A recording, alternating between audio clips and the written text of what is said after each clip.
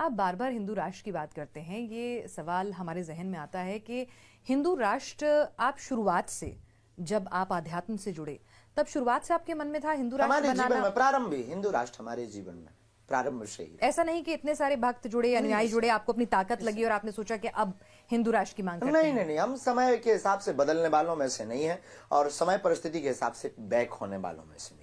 हमारे जीवन के प्रत्येक सिद्धांत अटल रहे हैं और प्रारंभ से रहे हैं। हमेशा हमने सनातन की बात की, हमेशा हमने हिंदुत्व की बात की और हिंदू राष्ट्र की बात की। आपका एक बयान हाल में काफी चर्चा में रहा। आपने अपने दिव्य दरबार के बाद मीडिया से मुखातिब होते हुए बयान दिया था कि तुम मेरा साथ दो, मैं तुम्हें हिंदू राष्ट्र दूंगा। तो आपकी नजर में, पंडित धीरेन्द्र कृष्ण शास्त्री की नजर में, हिंदू राष्ट्र की परिभाषा क्या है? क्या है हिंदू राष्ट्र? हिंदू राष्ट्र का मतलब सामाजिक समरसता, हिंदुओं में एकता।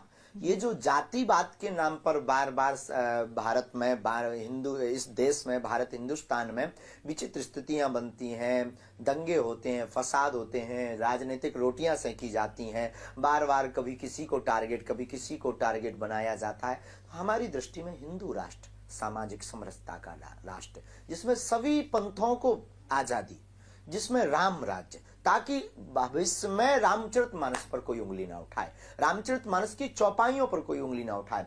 हमारे इस देश की धड़कन भगवान राम, इनका अस्तित्व कोई ना मांगे। हमारा यह ध्येय है हिंदू। यानी मतलब हिंदुस्तान में रहना है तो राम राम ही कहना होगा और हिंदू धर्म को सर्वोपरि मानना होगा। बिल्कुल सर्वोपरि मानना होगा, है ही है। सर्वोपरि मानना क्या, सर्वोपरि आज भी है, कल भी था और रहेगा। नहीं, मुझे मेरा धर्म सर्वोपरि लग सकता है, ठीक है, मैं तो सनातनी हूँ, लेकिन हो सकता है हर एक को अपना धर्म सर्वोपरि लगता है। धर्म बाकी है ही नहीं, बाकी तो पंथ है, धर्म तो सिर्फ सनातन है। बाप बाप होता है, बेटा बेटा होता है। तो आप ये कह रहे हैं कि सभी धर्मों का बाप है हिंदू धर्म? बिल्कुल बेझिझक सनातन धर्म सबका आदि अनादि से है, उसी से सब प्रकट हुए, तो निश्चित रूप से वो सबका फायदा। और यही सोच मुस्लिम, ईसाई, सिख, जैन, वो अपने अपने धर्म के लोग अपने अपनी सोच रखते हैं ऐसी ही।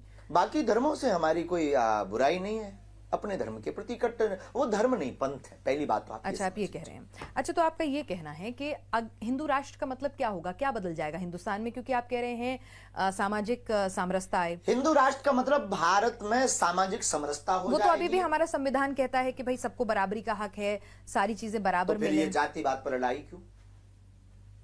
फिर ये जातिवाद पर गालियां क्यों? फिर जातिवाद पर द्वंद्वता क्यों? फिर जातिवाद पर राजनीति क्यों?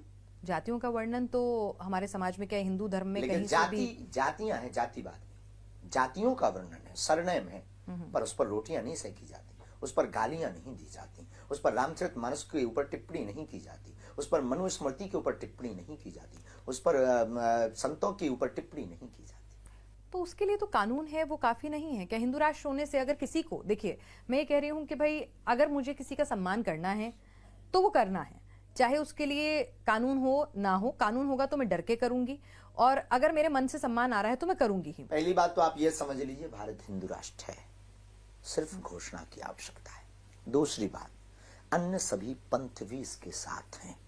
हिंदू का अर्थ, पहली बात आप समझ लीजिए, हिंदू का मतलब हिंसा को दमन करने वाला समुदाय, एक बहुत बड़ा कैनवास, एक ऐसा परिवार जो हिंसा के पक्ष में नहीं है, अहिंसा का पुजारी है।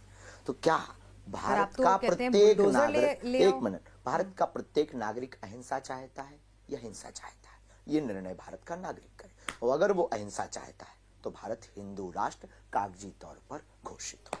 जिस दिन हिंदू राष्ट्र